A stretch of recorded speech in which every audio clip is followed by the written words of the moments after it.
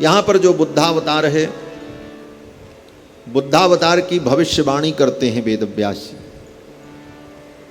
क्योंकि वेदव्यास जी महाराज जब भागवत की रचना करते हैं आज से 5100 कुछ वर्ष पूर्व, उस समय बुद्धावतार नहीं हुआ था, इसलिए भविष्यवाणी की बुद्धो नामना जनसुतः कीकटेषु भविष्यति। कीकट देश में बुद्ध भगवान का अवतार होगा, जो भगवान के 21वें अवतार होंगे। लेकिन वे कौन बुद्ध? बोले जिनको आज सारी दुनिया बुद्ध कहती है वो गौतम बुद्ध नहीं। ये गौतम बुद्ध भगवान के अवतार नहीं। भगवान के जो अवतार हैं जिनको हम बुद्धावतार कहते हैं, वे भगवान बुद्ध एक जिन के घर में उत्पन्न हुए। बुद्धो नामना जिनसुतः, बुद्धो नामना जनसुतः, ऐसा भी पाठ। तो बुद्ध भगवान जो प्रकट हुए, उन बुद्ध का अवतार कीकट देश में हुआ। यहाँ पर भविष्यवाणी में वेदव्यास जी कहते हैं बुद्धो नामना जनसुतः कीकटेषु भविष्यति। कीकट देश में बुद्ध भगवान का अवतार होगा, ये भविष्यवाणी वेदव्यास जी ने की। अब कीकट देश कौन है? बोले भारत में 5 देशों को कीकट देश कहा जाता है। अंग, बंग, कलिंग, सौराष्ट्र और मगध, ये 5 कीकट देश माने गए। इन कीकट देशों के विषय में स्मृतियों में कहा गया है कि अन्य देश के रहने वाले लोग इन कीकट देश की अगर यात्रा करें तो तीर्थ यात्रा के निमित्त अगर जाते हैं तब तो कोई बात नहीं, लेकिन तीर्थ यात्रा के अतिरिक्त किसी अन्य स्वार्थ से अगर इन देशों की कोई यात्रा करे अन्य देश का व्यक्ति, तो आने के बाद उसे पुनर्यज्ञोपवीत संस्कार प्रायश्चित्त के रूप में करना पड़ता था। अंगबंग कलिंगेषु सौराष्ट्र मगधेषु च तीर्थयात्रां विना गत्वा पुनः संस्कारमर्हति। तीर्थ यात्रा के अतिरिक्त अगर किसी उद्देश्य से जाए तो पुनः आकर के उसको पुनर्यज्ञोपवीत संस्कार कराना पड़ता था, ये प्रायश्चित, क्योंकि ये कीकट देश अन्य देश के रहने वाले लोगों के लिए निषिद्ध माने जाते। उन 5 कीकट देशों में एक मगध है, और मगध का ही संकेत करते हुए वेदव्यास जी कहते हैं बुद्धो नामना जनसुतः कीकटेषु भविष्यति। कीकट देश में बुद्ध भगवान का अवतार हो। लेकिन आज जिनको सारी दुनिया बुद्ध मानती है, वे बुद्ध, गौतम बुद्ध, वो तो नेपाल में लुम्बिनी में प्रकट हुए, वो कीकट देश नहीं है। तो अगर इनको बुद्ध माने तो वेदव्यास जी की भविष्यवाणी झूठी साबित हो जाएगी,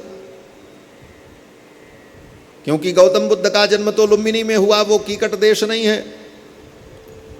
तो किस कीकट में बुद्ध भगवान का अवतार हुआ?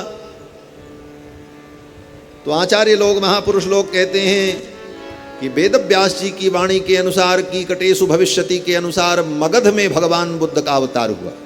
और मगध में कहाँ? बोले बोध गया में। बोध गया ही बुद्ध भगवान की जन्मस्थली है। बोध गया में, जिसको आज हम कहते हैं, उस बोध गया में बुद्ध भगवान का अवतार हुआ। जो हमारे बुद्ध विष्णु भगवान के अवतार हैं, उन्हीं भगवान बुद्ध की जन्मस्थली पर जाकर के वहीं पर बुद्ध भगवान का चिंतन करते हुए गौतम बुद्ध को भी बुद्धत्व की प्राप्ति हुई। उन भगवान बुद्ध की कृपा से ही गौतम बुद्ध को भी बुद्धत्व की प्राप्ति हुई बोध गया में जाकर के। और वे भगवान बुद्ध जो 24 अवतार में हैं, बुद्धो नामना जनसुतः, वे भगवान बुद्ध वेद निंदक नहीं थे, ये भी जान लेना चाहिए। जिन भगवान को हम बुद्ध भगवान को अवतार के रूप में स्वीकार करते हैं, वे बुद्ध भगवान वेद के निंदक नहीं थे, लेकिन गौतम बुद्ध वेद निंदक।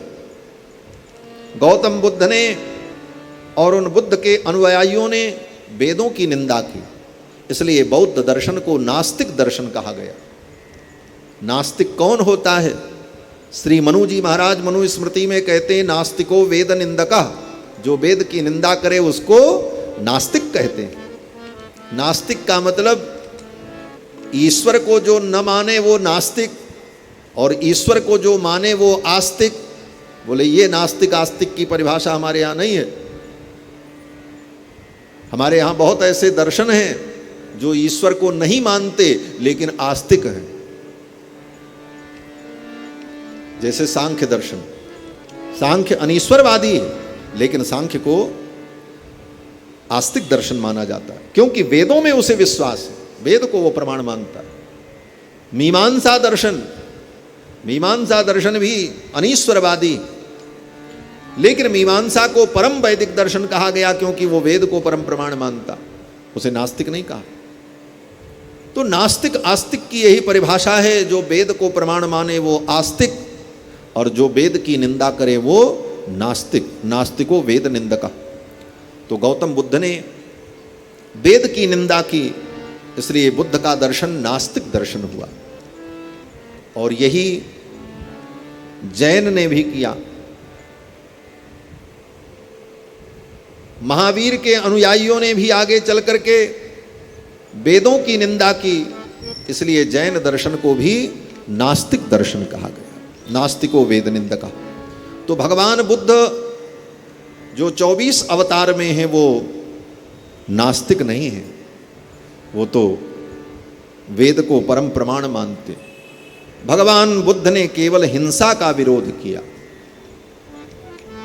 सदै हृदय दर्शित पशुघातम केशव धृत बुद्ध शरीर जय जगदीश है।